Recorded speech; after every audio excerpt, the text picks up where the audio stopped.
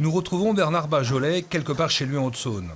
Pas plus de précision sur le lieu pour raison de sécurité. Ses différentes fonctions, missions de diplomate, l'ont amené dans les lieux de conflit très souvent dangereux. Comme ici en Irak en 2004, Bernard Bajolet est alors ambassadeur de France à Bagdad.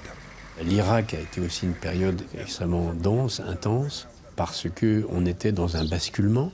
Après l'intervention américaine, la France était complètement marginalisée, donc sans aucunement renier ce que nous avions dit et fait, il fallait rentrer dans le jeu et puis en même temps échapper aux attentats qui avaient lieu tous les jours autour de nous. Puis il y aura la Syrie, l'Afghanistan, la Jordanie, l'Algérie, des pays des pages d'histoire et des collaborations directes avec tous les présidents de la République, de François Mitterrand à François Hollande. Et puis des moments forts, toujours en Irak, avec l'affaire des otages, Christian Chenot, Georges Malbruno et leur chauffeur syrien en 2004. Tous ces moments que le diplomate partage et raconte dans cet ouvrage, Le soleil ne se lève plus à l'Est.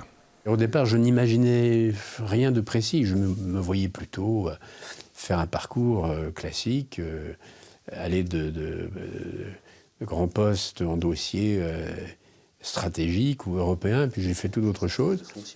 Et puis en 2013, François Hollande, alors président de la République, lui confie la tête de la DGSE, la mythique DGSE, le renseignement français. Un budget conséquent, des milliers d'hommes sous ses ordres. Et une série a même été tournée pour la télévision, Le Bureau des légendes, qui raconte cet univers, moins secret, plus ouvert sur le monde. Une vie pas comme les autres, au cœur des événements du monde, Bernard Bajolet raconte ces moments qui ont marqué l'histoire. Et dans chacun d'entre eux, il y avait un peu de Haute-Saône, cette Haute-Saône où il aime se ressourcer.